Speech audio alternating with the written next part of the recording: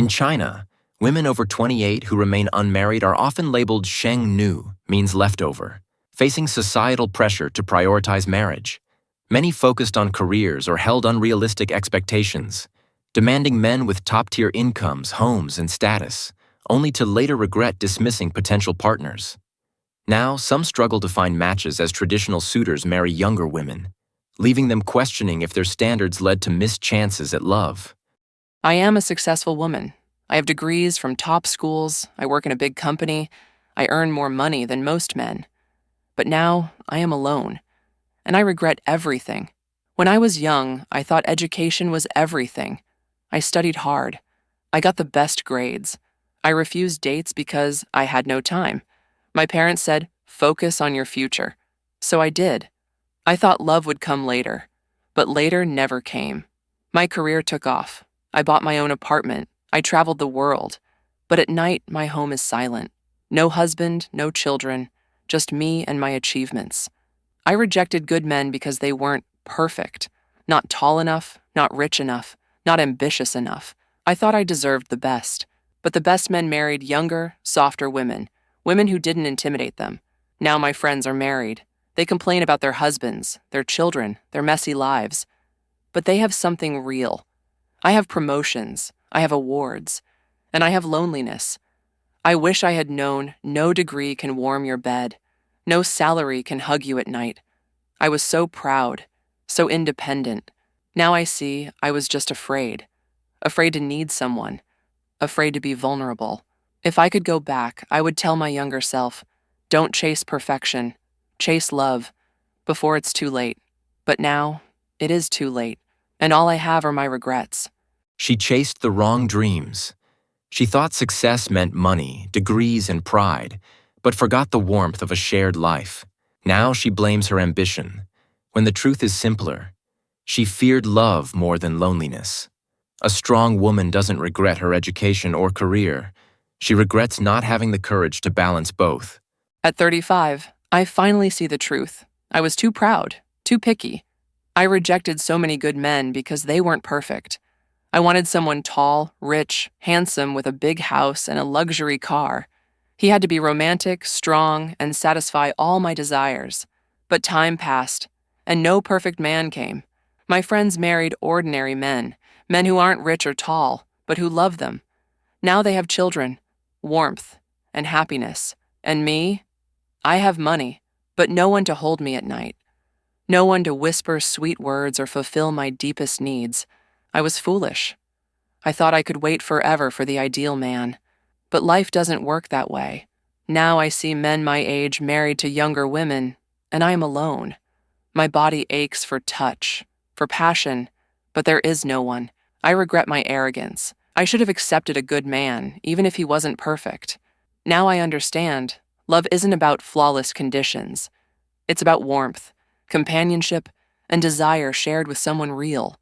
If I could go back, I would lower my standards. I would choose a kind heart over a perfect resume. Because now, no amount of success can replace the emptiness of a cold bed. Let me tell you about the disappointment that walks on two legs.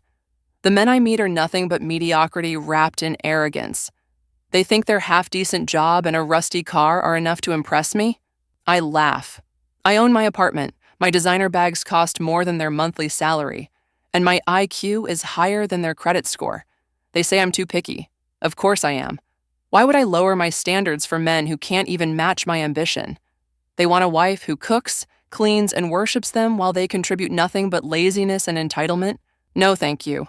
I'd rather stay single than waste my life babysitting a grown man who still needs his mother to remind him to wash his socks. And the audacity. They call me leftover, as if I'm some expired meal they didn't want. Newsflash, I didn't want them either. I'd rather be untouched, pristine, than settle for a man who brings nothing but his fragile ego to the table. They fear women like me because we don't beg for their approval. We don't need it. So, to all those men who think I should be grateful for their attention, keep dreaming. I'd rather be alone than trapped with someone who can't even meet the bare minimum. She sounds like the kind of woman who blames the ocean for being wet. If men are so beneath her, why does she spend so much energy raging at them? Maybe the problem isn't that no man meets her standards. but that her standards are a flimsy excuse to avoid admitting she's just as lonely and flawed as the rest of us. High heels and a high salary don't make you superior, just taller and richer. The real tragedy? She's built a throne out of her bitterness and now has to sit on it alone. I am a successful, beautiful, and highly educated woman. My standards are not high, they are just basic. Yet no man can meet them. All the men I meet are useless. They stare at their phone screens all day, scrolling and tapping like mindless robots. They have no ambition, no charm, no elegance. I deserve a man who is tall, at least 188 centimeters, with a perfect face, a high salary, a luxury house, and a sports car. He must also be romantic, never tired, never boring, and never look at his phone when I speak. But what do I find? Men who check their messages during dinner, who laugh at memes instead of discussing art, who think Netflix and chill is a date idea. Disgusting. I refuse to lower my standards. If men cannot put down their phones, cannot speak intelligently, cannot worship me like a queen, then I would rather stay single forever. I am not left over. I am selectively waiting for a man who does not exist. And if he never comes, then the world has failed me.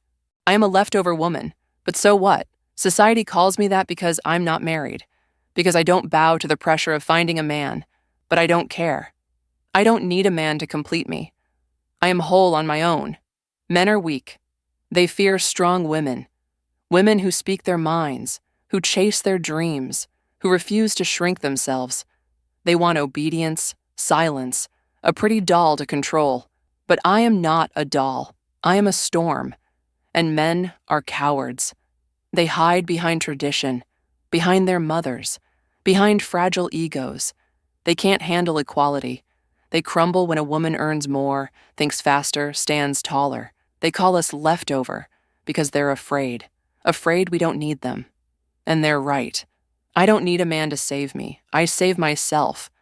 I build my own life, my own happiness. If that makes me leftover, then fine. I'd rather be leftover than trapped, than small, than silent. I am free, and that terrifies them.